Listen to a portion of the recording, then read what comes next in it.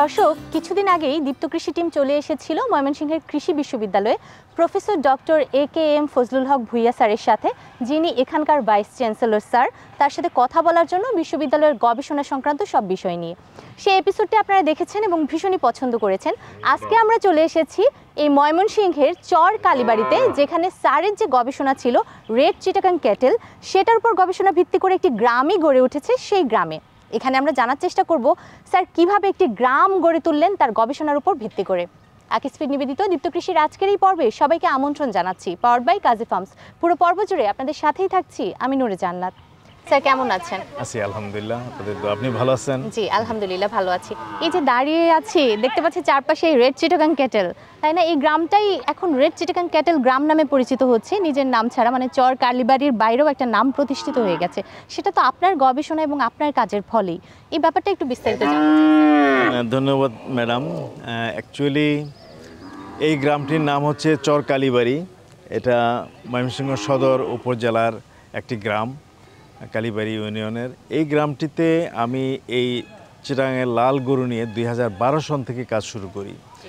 আরেকটি গ্রাম ছিল ওই সার্কিট হাউসের উল্টা পাশে, সেটার নাম হচ্ছে বিনপাড়া। সেখানে কাজ শুরু করেছিলাম 2009 সনের জানুয়ারি মাস থেকে, এখানে 2012 সনের জানুয়ারি মাস থেকে, এবং মূলত শুধু এই রেড চিটাগাং গরুটা নিয়ে। তবে এই গ্রামে 101টি ফ্যামিলিকে নিয়ে আমি প্রথম রেড চিটাগাং এই ভিলেজটা এস্টাবলিশ করি, এবং ওই রেড চিটাগাং নিয়ে যাত্রা এই গ্রামের মানুষের সাথে দীর্ঘ আমার 13 বছর যাবৎ একটি আত্মিক সম্পর্ক। এবং এখানে অনেক রেড চিটাগাং গরু আছে, যার জন্য এই গ্রামটাকে ইজিলি রেড চিটাগাং ভিলেজ বলা যায়, যার জন্য আপনারা বলতেছেন। এই গ্রামের সাথে আমার সূত্রটি শুরু হয়েছে যে আমরা জানি গ্রামের প্রান্তিক কৃষকরা দেশি গরু পালে, এবং সেই দেশি গরুর মধ্যে এই রেড চিটাগাং একটি নামকরা জাত বাংলাদেশে। এই গরুগুলোর মধ্যে দুইটা গুণাগুণ, এটা যদি গাভী বা বকনা হয়, এটা থেকে ভালো দুধ পাওয়া যায়, দুধ মিষ্ট এবং ফ্যাট বেশি, এবং গড়ে 3 সেরের উপর দুধ দেয়। এখানে 5-6 গরু, দুধের গরু এখানে আছে, এবং এই গরুগুলো থেকে যে দুধ পাওয়া যায় সেটা অনেক ভালো সুমিষ্ট। আর সাথে সাথে যেগুলো বকনা ষাঁড় বাছুর হয় বা যেটা বলদ হয়, সেগুলোর মাংস খুব উৎকৃষ্ট মানের। অন্য যে কোনো দেশি গরুর চেয়ে রেড চিটাগাং গরুর মাংস খুবই সুস্বাদু। এটা অনেকটা সফট, এবং এটা খুব জুসি হয়, এবং এটা রান্না করলে তরকারি ঝোল কালো চেয়ে হয়ে যায়, কিন্তু অসম্ভব এটা টেস্ট, অন্য যে কোনো দেশির চেয়ে এটা স্পেশাল। যার জন্য এই জাতের যে দুধ আর ওদিকে মাংস, দুইটা জিনিসই একসাথে পাওয়া যায়, এবং প্রান্তিক কৃষকের জন্য, বাংলাদেশের আবহাওয়ার জন্য এই গরুটা সবচেয়ে উপযুক্ত। এবং এটা আমাদের বাংলাদেশের যত জাত আছে বা যত নামবিহীন জাত আছে, সেগুলোর মধ্যে এটা সবচেয়ে ইউনিক, মানে একদম স্বতন্ত্র। এটা শরীরে 8টা জায়গা আছে যেখানে বিভিন্ন গুণাগুণ আছে, যেটা দেখলে আমরা সহজে বুঝতে পারি যে এটা এই রেড চিটাগাং জাতের। এই গরুগুলো আমরা প্রথম কাজ শুরু করি 1990 সন থেকে। এটার উপর আমি প্রথম গবেষণা শুরু করি।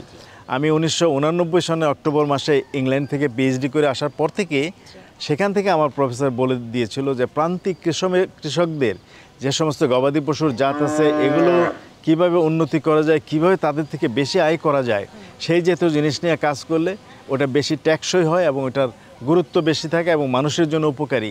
সেই সময় থেকে আমার মাথায় ভৌ করতেছিল আমি কী নিয়ে কাজ করব। তখন মাত্র তরুণ, তখন আমার বয়স ছিল মাত্র 29 বছর। সেই থেকে আমি রেড চিটাগাং নিয়ে যাত্রা। এবং বাংলাদেশ কৃষি বিশ্ববিদ্যালয়ে আমি 2004 সন থেকে 2008 সন পর্যন্ত এই 5 বছর আমেরিকান সরকারের অর্থায়নে 5 বছর মেয়াদী একটি প্রকল্প রেড চিটাগাংয়ের উপর, শুধুমাত্র রেড চিটাগাংয়ের উপর পরিচালনা করেছি। সেখান থেকে অনেক ছাত্রছাত্রী পিএইচডি করেছে, মাস্টার্স করেছে, তারা করে এখন পৃথিবীর বিভিন্ন জায়গায় সহ দেশের বড় বড় পজিশনে আছে। এবং যখনই বিশ্ববিদ্যালয়ে 5 বছর এই প্রকল্পটা পরিচালনার পরে আর এত বেশি অর্থ পাওয়া যাচ্ছিল না বিদেশ থেকে বা অন্য কোনো সোর্স থেকে, তখন আমি ফিল করলাম এই প্রকল্পটা কীভাবে দীর্ঘমেয়াদীভাবে চলমান রাখা যায়, এবং রেড চিটাগাংকে মানুষকে সম্পৃক্ত করে কিভাবে এটা এই দেশের একটা অমূল্য সম্পদকে আরও বেশি উৎপাদনশীল করা যায়, প্রান্তিক পর্যায়ে কৃষকেরা অর্থনৈতিকভাবে প্রবৃদ্ধি লাভ করতে পারে। এবং তাদের জন্য এটা খুবই মানানসই। এটা দেশি গরু, এটা সহজে অত খাওয়া দাওয়া লাগে না, এবং আবহাওয়ার সাথে খুবই এটা খাপ খাওয়ায়। সাথে সাথে এটার সাইজ এবং উৎপাদনশীলতা তাদের প্রান্তিক কৃষকদের জন্য সবচেয়ে বেশি অ্যাপ্রোপ্রিয়েট। স্যার একটু ইন্টারাপ্ট করব, আপনি বললেন যে আপনার প্রফেসর বা টিচার আপনাকে বললেন যে প্রান্তিক পর্যায়ে কাজ করার জন্য এমন একটা জাত নিয়ে, কিন্তু সেটা রেড চিটাগাং ক্যাটেলই আপনি কেন চুজ করলেন এবং এটা কোথা থেকে আপনি মানে চিটাগাং থেকেই কি এখানে নিয়ে এসেছেন, সেই প্রক্রিয়াটা সম্পর্কে একটু জানতে চাই। বাংলাদেশের বেশিরভাগ প্রান্তিক খামারিরই আপনার গরু পালে এবং সেই গরুটাও মূলত দেশি গরু, কারণ তাদের আর্থসামাজিক প্রেক্ষাপট আর্থসামাজিক অবস্থাটা দেশি গরু পালাটাকেই সত্যিকার অর্থে সাপোর্ট করে।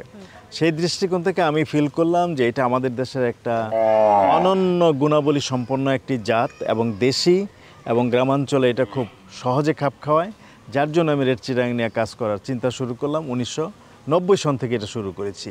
তার পরবর্তীতে যেটা এই গ্রামে আমি 202টা গরু আনলাম, 101টা ফ্যামিলিকে দিলাম। সেটা হ্যাঁ, দুটো করে, এবং সেই দুটোর মধ্যে দুইটাই হলো বকনা অথবা গাবি। এবং এই গাবিগুলো এখানে দেওয়ার পিছনে আমাকে সহায়তা করেছে ওয়ার্ল্ড ভিশন বাংলাদেশ।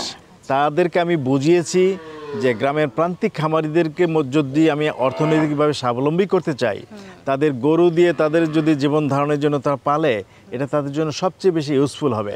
গরুটা একটা খুবই লাভজনক একটা জন্তু এবং এটার মাংস এবং দুধ সব কিছু এবং বাচ্চা বিক্রি all are positive for the farmers, এবং তাদের জন্য এটা কম খরচে, কম ম্যানেজমেন্টে, কম টেকিং কেয়ারে এটা পালা সম্ভব, যার জন্য এই রেড চিটাগাং। এবং এটা এনেছিলাম চট্টগ্রামের অন্তত 8টা-10টা উপজেলা থেকে, আমি আমাদের লোক দিয়ে সার্চিং করে কিনে এখানে এনে ওয়ার্ল্ড ভিশন তাদের এখানে দিয়েছে।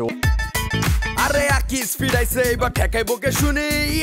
বাজারে এলো আকিস ফিড, বাড়বে খামারের লাভ, রেজাল্ট হবে হিট।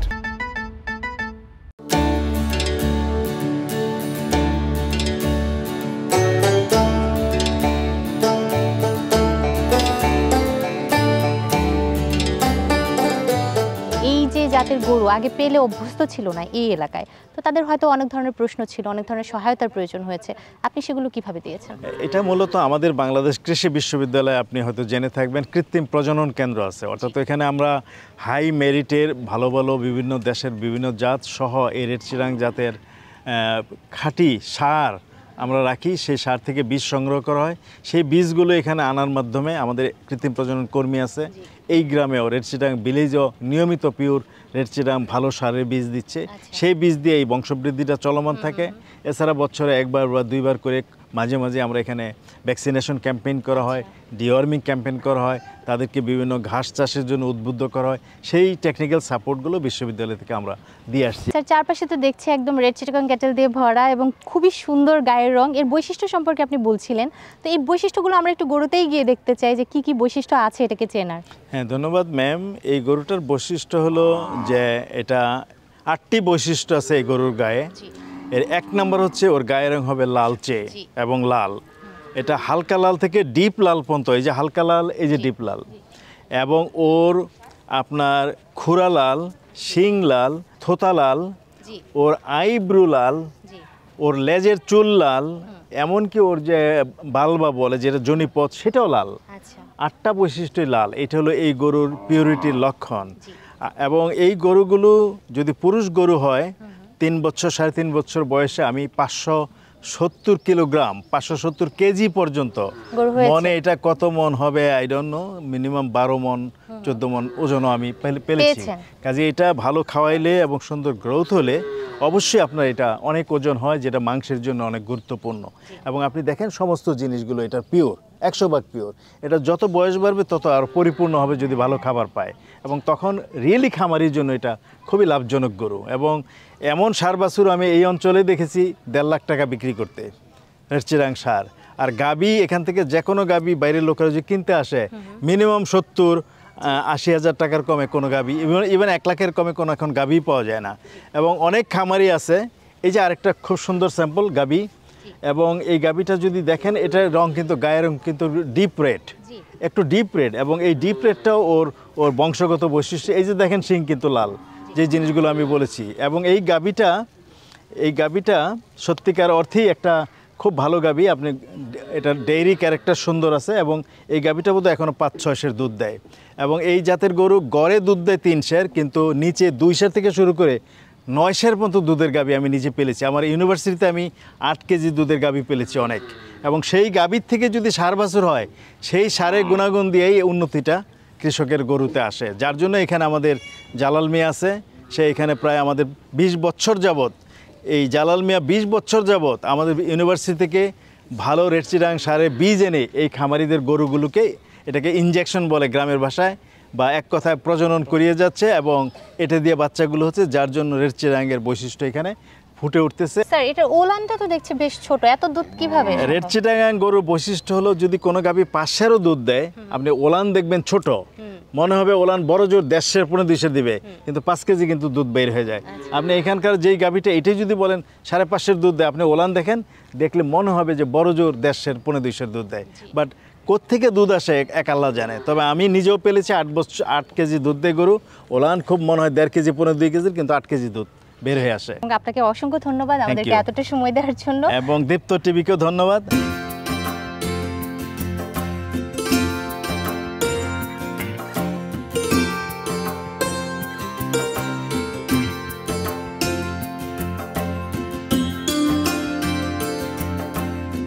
আমাদের রেড চিটাগং সংরক্ষণ এবং উন্নয়ন একটা প্রকল্প, যেটা বিগত 2 দশক যাবৎ অ্যানিম্যাল ব্রিডিং এবং জেনেটিক্স বিভাগ কর্তৃক পরিচালিত হয়ে আসছে। এটা একটা চলমান প্রকল্প। এই প্রকল্পের মাধ্যমে আমরা সাধারণত ব্রিডিং বুলগুলোকে এখানে লালন পালন করে থাকি, এবং এই ব্রিডিং বুল থেকে আমরা সাধারণত বীজ সংগ্রহ করি, মূল্যায়ন করি, এবং আমাদের নির্দিষ্ট কিছু খামারি রয়েছে রেড চিটাগংয়ের, তাদের কাছে এই বীজগুলো সরবরাহ করে থাকি, যাতে আমাদের এই জাতটা সংরক্ষণ হয় এবং আমরা একে আরও অধিকতর উন্নয়ন করতে পারি। আরে আকিস ফিড আইছে এবার ঠেকাইবো কে শুনি। বাজারে এলো আকিস ফিড, বাড়বে খামারের লাভ, রেজাল্ট হবে হিট।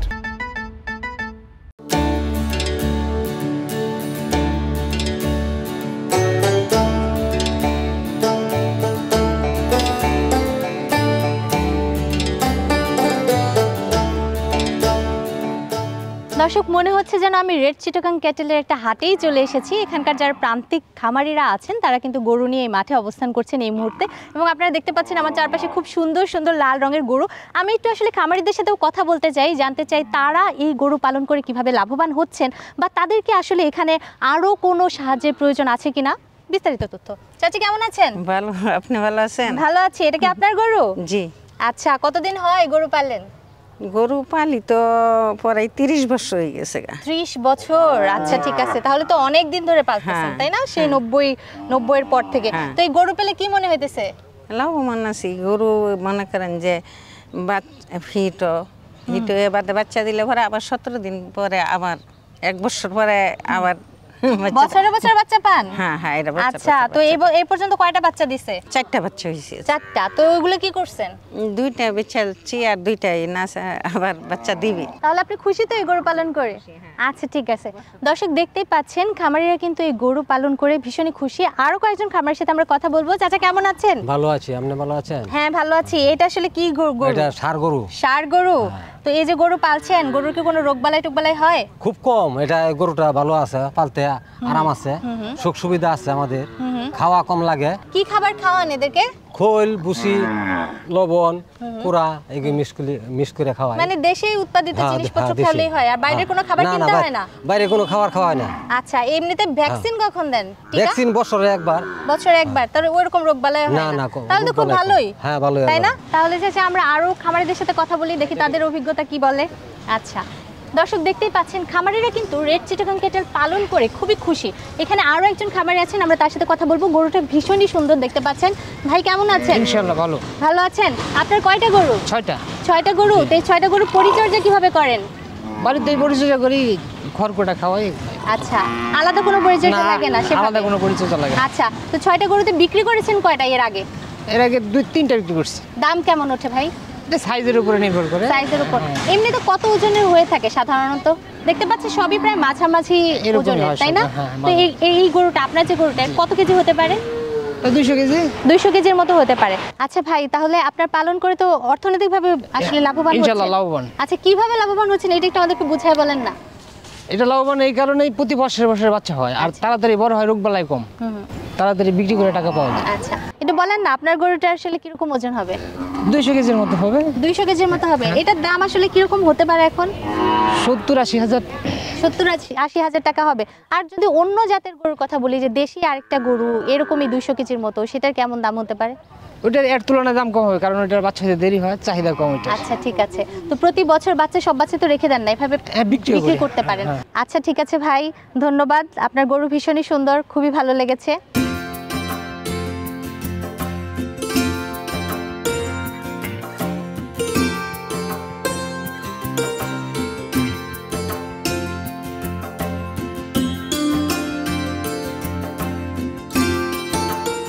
রেড চিটাং ক্যাটেল বাংলাদেশের একটি গুরুত্বপূর্ণ ফার্ম অ্যানিম্যাল জেনেটিক রিসোর্স। এটা একটি সম্পদ, যেটির সম্পদটি বাংলাদেশের জন্য একমাত্র বাংলাদেশেই পাওয়া যায় এবং বাংলাদেশের স্পেসিফিক একটি জায়গায় পাওয়া যেত শুধুমাত্র পার্বত্য চট্টগ্রাম জেলায়। কিন্তু বর্তমানে এখন গবেষণার মাধ্যম দিয়ে আমরা এটাকে বাংলাদেশের অনেক জেলায় এটাকে ছড়িয়ে ছিটিয়ে দিয়েছি। কিন্তু এটা একটি গুরুত্বপূর্ণ সম্পদ, এটাকে আমরা বলি ফার্ম অ্যানিম্যাল জেনেটিক রিসোর্স। এটা এমন কিছু বৈশিষ্ট্য রয়েছে যেটা অন্যের মধ্যে নাই। সুতরাং এই বৈশিষ্ট্যগুলো আমাদের জাত উন্নয়নের জন্য খুবই জরুরি, আবার আমাদের এটাকে সংরক্ষণ করাও খুবই গুরুত্বপূর্ণ বলে মনে করি। এটা বাংলাদেশে শুধুমাত্র লাল চিটাং এক সময় পার্বত্য চট্টগ্রামে বিভিন্ন জেলায় পাওয়া যেত, কিন্তু বর্তমানে গবেষণার মাধ্যমে আমরা দেখেছেন যে প্রফেসর ডক্টর একে ফজলুল হক ভূঁইয়া স্যার আমাদের এটা গবেষণার মাধ্যম দিয়ে আমাদেরকে এটা বিভিন্ন গ্রামে গঞ্জে ছড়িয়ে দিয়েছেন। সেরকমই একটি গ্রামে আজকে আমরা এসেছিলাম, ময়মনসিংহের বাংলাদেশ কৃষি বিশ্ববিদ্যালয়ের পাশে অবস্থিত দক্ষিণ কালীবাড়ি চর গ্রাম। এই গ্রামে কৃষকরা এটাকে লালন পালন করেছেন এবং এটা শুধুমাত্র কৃষকের অর্থনৈতিক অবস্থা যে পরিবর্তন ঘটে তা নয়, এটা জাত উন্নয়নেও খুবই গুরুত্বপূর্ণ ভূমিকা রাখতে পারে। এটার জন্য এখন প্যাটেন্টিং করা দরকার এবং প্যাটেন্টিং করেই আমরা এটা দেশ এবং বিদেশের এটা গুরুত্বপূর্ণ সম্পদ হিসেবে সংরক্ষণ করা দরকার। কৃষি বিষয়ে যে কোনো তথ্য জানতে ও জানাতে লিখতে পারেন এই ঠিকানায়। দীপ্ত কৃষি, প্লট 7/A/গ, তেজগাঁও শিল্প এলাকা, ঢাকা 1208। আপনারা চাইলে ইমেল করতে পারেন krishi@dipto.tv এই ঠিকানায়, অথবা ফোন করতে পারেন 0178-768-2832 নম্বরে। শুক্রবার ছাড়া প্রতিদিন সকাল 9টা থেকে বিকেল 5টা পর্যন্ত। দর্শক, এতক্ষণ ধরে আমরা কথা বলছিলাম চর কালীবাড়ির যারা প্রান্তিক কৃষক আছেন, যারা রেড চিটাগং ক্যাটল পালন করছেন, তারা বলছেন অর্থনৈতিকভাবে এই গরু পালন করে তারা বেশ লাভবান হচ্ছেন। গরুর দামটাও কিন্তু অন্য গরুর তুলনায় বেশ চড়া। সুতরাং আপনারা যারা নতুন শুরু করতে চান, তারা কিন্তু এই পর্বটি দেখে উদ্বুদ্ধ হতে পারেন যে নিজেরা কোন ধরনের গরু দিয়ে খামার করতে চান। এই গরুটি শুধুমাত্র দুধ বা শুধুমাত্র মাংসের জন্য না, দুটোর জন্যই কিন্তু বিখ্যাত। একটি সমন্বিত খামার করার ক্ষেত্রে এই গরুটি একটি বড় ভূমিকা পালন করতে পারে। আশা করছি এই পর্বটি আপনাদের ভালো লেগেছে। আকিসফিড নিবেদিত দীপ্ত কৃষির আজকের এই পর্ব থেকে বিদায় নিচ্ছি আমি নূরে জান্নাত, পাওয়ার্ড বাই কাজী ফার্মস। আগামী পর্বে আবারও কোনো খামারি বা কৃষকের গল্প নিয়ে আমরা হাজির হব। সে পর্যন্ত সবাই ভালো থাকুন, সুস্থ থাকুন এবং অবশ্যই দীপ্ত কৃষির সাথেই থাকুন।